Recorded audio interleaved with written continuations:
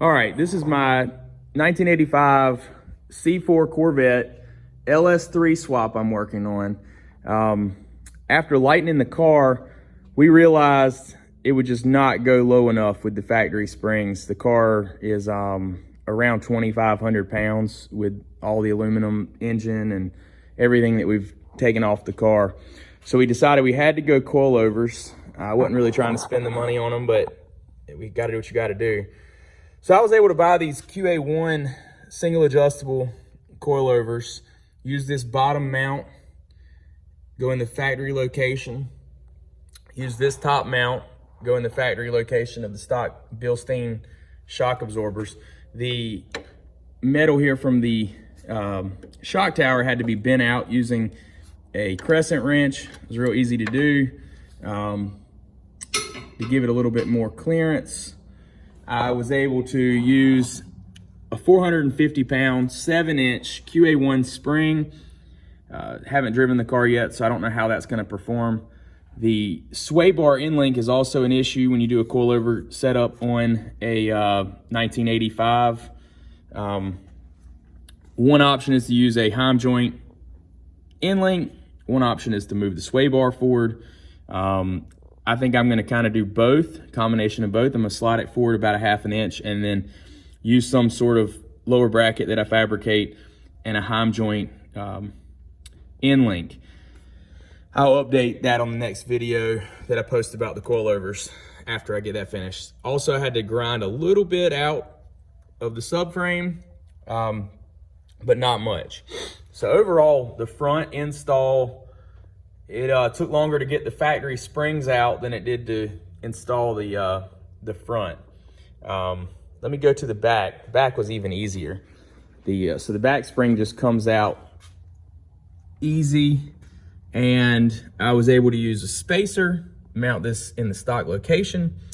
I was also able to use a spacer and mount it on the stock shock pin.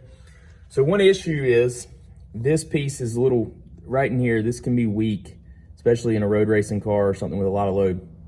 So I'm gonna come back and build a steel bracket to go from this shock pin to this bolt to reinforce it, maybe even to all three.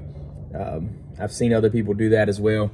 I'm also gonna replace this nylon washer with an aluminum washer or aluminum spacer, and I'm gonna make 2 new steel plates to sandwich on either side of this bracket and weld them to the frame rails just to give it some extra strength in that. So these springs are 350 pounds, 7-inch QA1 springs, QA1 single adjustable, coilover. Everything's pretty basic. I can post the part numbers. If anybody wants them, I can post them in the comments below. If you have any questions, feel free to comment. Like I said, it wasn't too hard at all. I would recommend giving yourself the good part of a day. It took me about 4 hours to get it done from start to finish, but I'd say it's well worth it, and I really had no other option. We'll see how good the spring rates are. I was kind of just guessing on those. So like I said, this car's a lot lighter than a normal C4. But anyway, the next thing we're working on is the brakes. I've got some brake parts ordered.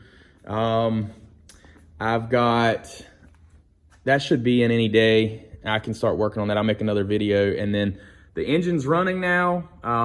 There's a couple little things I've got to work out, but I should be able to get it on the dyno here in the next few weeks maybe and see what kind of power it makes, and then hopefully get this thing on the road shortly. I've got some new wheels on order, new tires. I'm still working on the exhaust, the rear diffuser, and the front splitter. So we've got some pretty cool updates with that. But anyway, subscribe to my channel for updates on the C4 and some of my other projects, and have a good day.